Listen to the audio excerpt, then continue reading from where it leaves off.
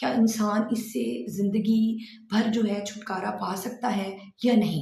इन तमाम क्वेश्चंस के आंसर जो हैं वो मैं आपको इस वीडियो के थ्रू देने की कोशिश करूँगी। आपने वीडियो को स्किप नहीं करना, वीडियो को लास्ट तक देखना है। विदाउट एनी वेस्टिंग टाइम हम जल्दी से जो है ना अपने टॉपिक की तरफ जाते हैं। तो सबसे पहले नंबर पर तो ओसीडी, जो कि जैसे इसमें आप 3 वर्ड्स आपको सुनाई दे रहे हैं कि जैसे ओ है, सी है और D. Obsessive compulsive disorder. Obsession से अगर मैं मुराद आप लोगों को एक लेमैन के अकॉर्डिंगली समझाने की कोशिश करूं तो ऑब्सेशन का मतलब ये है कि आपके दिमाग में बार बार कुछ ख्यालात या सोच जो है वो आपके माइंड में बार बार आएगी, आपको अर्ज आएगी उस चीज़ को। आपके माइंड में जो ख्यालात हैं वो इतने ज़्यादा आएंगे, वो आम ख्यालात की तरह नहीं होंगे, किसी चीज़ से भी मुतल्का हो सकती है। लेट्स सपोज मैं आपको एक इसकी एग्जांपल देती हूँ। जैसे बहुत ज़्यादा मोस्ट कॉमन देखा गया है डर्ट एंड कंटेमिनेशन, कि लोगों को ये महसूस होता है कि शायद उनको गंदगी का एहसास होता है, उनको लगता है उनके हाथ गंदे हैं या उन्होंने प्रॉपरली अपनी जो है नापाकी उसको पाक नहीं किया था। कंपल्शन से मतलब यह है कि उस एक्टिविटी को परफॉर्म करना जो अर्ज उनको ऑब्सेशन के थ्रू आ रही है। अब वो इतना ज़्यादा मामला उनका ऐसा हो जाता है, अब ऐसा नहीं है कि वो जब परफॉर्म कर लेंगे वो एक्टिविटी तो उनको सुकून महसूस होगा, तब भी नहीं होगा, तब भी वो डिस्कम्फर्ट ही रहेंगे। बट वो बार बार उस चीज़ को भी परफॉर्म करते रहेंगे कि हाथ धोएंगे, या हाथ धोने से भी वो 100% सेटिस्फाई नहीं हो जाएंगे। थोड़ी देर बाद फिर उनको महसूस होगा कि उन्होंने हाथ प्रॉपरली नहीं धोए। इस हद तक वो अपनी स्किन के ऊपर आप कह लेंगे सोप या डिटर्जेंट या ऐसी चीज़ों का इस्तेमाल कर करके उनकी स्किन उतर जाती है बाकायदा, आप ऐसे पेशेंट्स को देखेंगे, बट फिर भी 100% सेटिस्फेक्शन जो है वो उनको महसूस नहीं होता। हम बात करें ओसीडी की ट्रीटमेंट की, तो ओसीडी का ट्रीटमेंट जो है वो विद मेडिसिन और विदाउट मेडिसिन दोनों तरीक़ों से पॉसिबल है, और बाज़ दफ़ा दोनों तरीका इलाज जो है वो एक वक्त में भी इस्तेमाल करने की ज़रूरत पेश आती है। वो आपका जो प्रोफेशनल है जिससे आपने हेल्प ली है, साइकेट्रिस्ट या साइकोलॉजिस्ट, वो डिफ़ाइन करेंगे, वो डिसाइड करेंगे। मैं अक्सर अपनी वीडियोज़ में कहती रहती हूँ कि जब आपका जो है बीमारी का लेवल वो मॉडरेट से सीवियर है तो दैन आपको पहले मेडिसिन की ज़रूरत है। मेडिसिन से आपको जो है बैलेंस किया जाएगा आपके न्यूरोकेमिकल्स को, उसके बाद जो है आपके ऊपर कोई भी साइकोथेरेपी वर्क कर सकेगी। बट ओसीडी के पेशेंट्स में जो कि बहुत ज़्यादा तरीका इलाज कामयाब देखा गया है वो साइकोथेरेपी है, जिसमें मुख्तलिफ़ किस्म की थेरेपीज़ अप्लाई की जाती हैं, और अक्सर मरीज़ों में तो मेडिसिन की तरफ जाने की ज़रूरत ही नहीं पेश आती। जो कामयाब तरीका इलाज है वो साइकोथेरेपी देखा गया है। उसमें पेशेंट को लाइफस्टाइल मॉडिफिकेशंस भी सिखाई जाती हैं कि किस तरीके से उसने अपनी ज़िंदगी में मज़ीद चीज़ों को इम्प्रूव करना है। तो अगर मैं बात करूँ यहाँ पर, पहले जैसे मैंने जिक्र किया अपनी वीडियो में कि एसएसआरआई स्टार्ट करवाते हैं साइकेट्रिस्ट मेडिसिन में। तो एसएसआरआई से क्या होता है कि आपकी बैलेंस होता है, वो न्यूरोकेमिकल जो पहले इम्बैलेंस हो रहे हैं तो उससे भी आपके सिम्टम्स में कमी देखी जाती है। तो इसके हवाले से तो आपको बेहतर आपके जो साइकेट्रिस्ट हैं वो बता सकेंगे कि कौन कौन सी मेडिसिन जो हैं वो ओसीडी के लिए ज़रूरी हैं और उनका तरीका इलाज क्या है। बट मैं यहाँ पे इतनी सी आपसे एक बात करना चाहूँगी कि देखिए, कोई भी मेडिसिन जब आप साइकोलॉजिकल इलनेस के लिए, कोई भी आपको प्रॉब्लम है, कोई भी डिसऑर्डर है, किसी के लिए भी आप मेडिसिन स्टार्ट करते हैं तो तकरीबन 2 से 3 या 4 हफ्ते तो कम से कम जो दवाई है उसको आपकी बॉडी के साथ एडजस्ट होने में या उसके साथ आप कह लें कि सेट होने में लग जाता है। अक्सर मरीज़ों को उसकी जो नेगेटिव सिम्टम्स हैं, जो कि मतलब बीमारी की वजह से होने वाले जो इश्यूज़ हैं, वो तो आपको 2 हफ्तों के अंदर ही महसूस होना स्टार्ट हो जाएंगे। अक्सर लोग कहेंगे कि दवाई लेने से तो उल्टा हमें ये मसला ज़्यादा हो रहा है, बट उसकी अफादियत, जो उसका फ़ायदा, उस दवाई ने जो आपको फ़ायदा देना है या जो आपका इलाज करना है, वो तकरीबन जो है उसके लिए 2-3 हफ्ते कम है। उसके लिए आपको अपने साइकेट्रिस्ट के ऊपर प्रॉपर आप कह लें कि ट्रस्ट करने की ज़रूरत है, उसके ऊपर एतमाद करें, आप उनको टाइम दें। जो उन्होंने आपको मेडिसिन स्टार्ट करवाई हैं, जो प्रोसीजर बताया है, उस तरीके से आप उन मेडिसिन को टाइम दें और लें।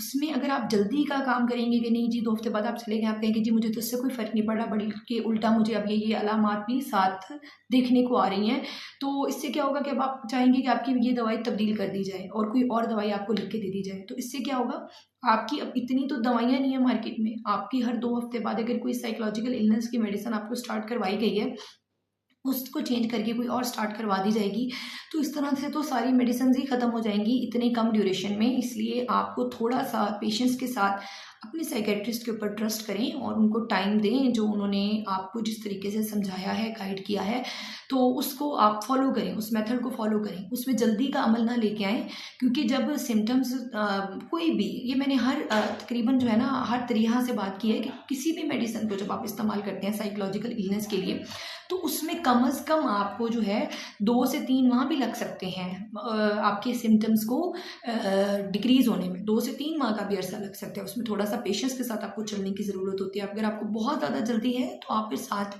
साइकोथेरेपी को भी स्टार्ट करवा सकते हैं। वो आपके प्रोफेशनल्स ही बेहतर बताएँगे कि इस वक्त आपको स्टार्ट करनी है या इस वक्त आपको स्टार्ट नहीं करनी। अच्छा, अब अगर दूसरा तरीका इलाज हो, कि मैंने आपको पहले अपनी वीडियो के स्टार्ट में बोला कि वो बहुत ज़्यादा कामयाब तरीका इलाज है, साइकोथेरेपी है, जिसमें बहुत मोस्ट कॉमन जो थेरेपी अप्लाई की जाती है, जो कि साइकोलॉजिस्ट के थ्रू आपको उसके प्रॉपरली स्टेप्स बताए जाएंगे। उसमें मोस्ट कॉमन थेरेपी जो है वो है एक्सपोजर एंड प्रिवेंशन थेरेपी। यह जैसे कि नाम से जाहिर हो रहा है कि आपका जो भी फेयर है या जो भी आपका माइंड में थॉट आपको डिस्टर्ब करती है, उससे आपको पहले एक्सपोज करवाया जाता है। फिर आपको उस थॉट को एक्सपोज डेफिनेटली करवाया जाएगा। अपनी आपको क्लिनिकल प्रैक्टिस में ही आपको ना, मतलब डॉक्टर जो हैं, साइकोलॉजिस्ट अपनी प्रेजेंस में आपको एक्सपोज करवाएंगे। लेट्स सपोज कि आपको लगता है कि आपके हाथ गंदे हैं। अब एक पेशेंट है, अगर वो ये कहती हैं कि मैं डस्टबिन को हाथ लगाऊं या कुछ भी ऐसा नीचे ज़मीन पे गिर जाए तो मुझे उठाने में प्रॉब्लम आता है, तो फिर साइकोलॉजिस्ट क्या करते हैं, अपनी ही प्रेजेंस में उनसे वो टास्क परफॉर्म करवाते हैं। डेफिनेटली जब वो टास्क परफॉर्म करेंगे तो उनको अनकंफर्ट फील होगा, उनको हाथ नहीं धोने दिए जाएंगे, तो तब तक वो बहुत ही ज़्यादा प्रॉब्लम का शिकार हो जाएंगी। वो इरिटेट होंगी, उनको गुस्सा आएगा, या उनको वो अर्ज जब तक वो सप्रेस नहीं होगी तब तक उनको सुकून नहीं आएगा, बहुत ही ज़्यादा बेचैनी का वो मुजाहरा करेंगी। तो उसमें क्या करना होगा, साइकोलॉजिस्ट जो हैं फिर उनको ब्रीदिंग एक्सरसाइजेज के थ्रू रिलैक्स करना बताएंगे, कि जब उन्होंने एक्सपोज किया अपने उस थॉट को या उस फेयर को या उस ओसीडी का किसी भी सिम्टम को जब उन्होंने एक्सपोज किया, और उसके बाद उनको बहुत ही ज़्यादा एंजाइटी महसूस हुई, तो उस एंजाइटी को कैसे उन्होंने होल्ड करना है, कैसे उन्होंने मैनेज करना है, कैसे ब्रीथिंग एक्सरसाइजेज के थ्रू काम डाउन करना है, ये साइकोलॉजिस्ट आपको अपनी प्रेजेंस में इसकी प्रैक्टिस करवाएंगे।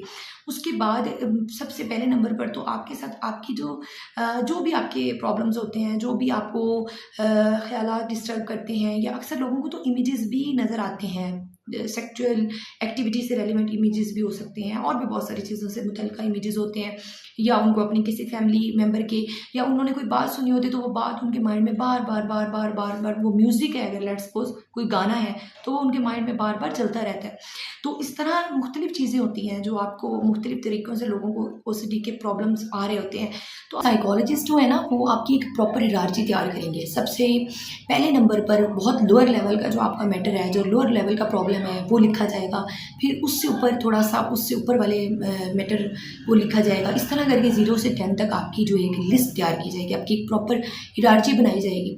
और फिर आपको छोटे मसले से आपको एक्सपोज करके प्रिवेंशन टेक्निक सिखाई जाएगी। अब अक्सर लोग तो ये कहेंगे, हम भी घर में भी अपने फैमिली वालों को इस तरह से टैकल करने की कोशिश करते हैं कि लेट्स सपोज वो अगर बंदा जो है हाथ धोता है बार बार, तो हम उसको कहते हैं हाथ नहीं धोने।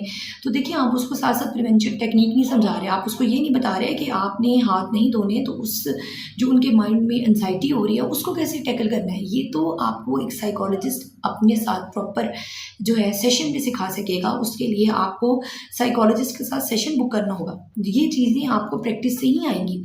ये बहुत ज़्यादा टाइम टेकिंग होती हैं, टाइम कंज्यूमिंग होती हैं। इस तरह से नहीं है कि आप एक ही सेशन में सारा कुछ सीख जाते हैं। इसमें मुख्तलिफ किस्म की थेरेपीज़ हैं, जैसे कि मोस्ट कॉमन जो है वो मैंने आपके साथ जिक्र की कि एक्सपोजर है, और फिर उसको प्रिवेंट कैसे करना है, जो के नाम से जाहिर हो रहा था इस थेरेपी के कि एक्सपोजर प्रिवेंशन थेरेपी। इसी तरह से एक चीज़ और है कि थॉट्स को स्टॉप कैसे करना है। ये भी एक थेरेपी में एक टेक्निक सिखाई जाती है कि एकदम से अगर देखें आप माइंड में कोई सोच आ रही है, तो अगर आप कहें कि मेरी सोचें रुक जाएं, तो ऐसा तो नहीं पॉसिबल। अब सोचें तो चलती ही रहेंगी।